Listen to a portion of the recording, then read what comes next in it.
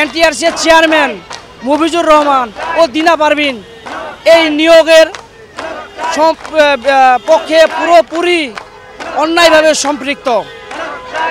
আমরা তাদের বিচার চাই এবং কি আমাদের এই দাবি বাস্তবায়ন না হলে আমরা কঠোর থেকে কঠোর অবস্থান পালন করব। আমরা মাঠ ছাড়ব না, কারণ আমরা ন্যায়ের পক্ষে আছি। 24-এর বাংলায় বৈষম্যের ঠাঁই নাই, মীর মুগ্ধের বাংলায় বৈষম্যের ঠাঁই নাই, আবু সাইদের বাংলায় বৈষম্যের ঠাঁই নাই।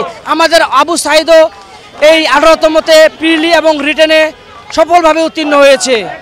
আমরা এটাও তাদেরকে বলছিলাম যে তাকে একটু সম্মানসূচক সার্টিফিকেট দেওয়া হোক, কিন্তু তারা দেয় নাই। তারা আওয়ামী লীগের দূষর।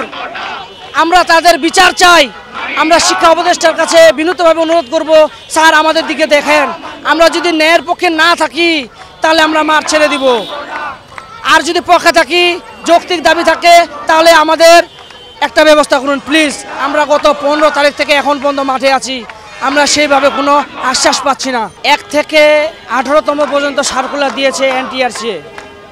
তারা 1 থেকে 12তমতে কোনো ভাইবা না নিয়েও চাকরি দিয়েছে।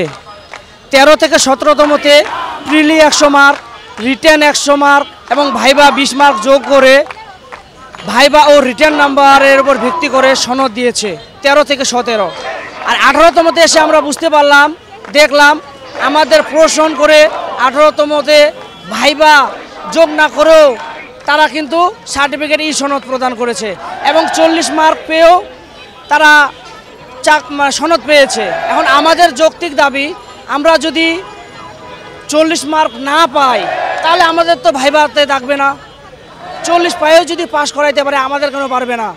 তারা বলছে ভাইবা এবং রিটেনের উপর ভিত্তি করে ফল প্রকাশ করা হয়েছে, কিন্তু না, আমরা সার্টিফিকেটে দেখেছি শুধু রিটেন পরীক্ষার উপর তারা সার্টিফিকেট দিয়েছে। আমরা তো চাকরি চাই না, মেধা তালিকার উপর ভিত্তি করে আমাদের চাকরি হবে।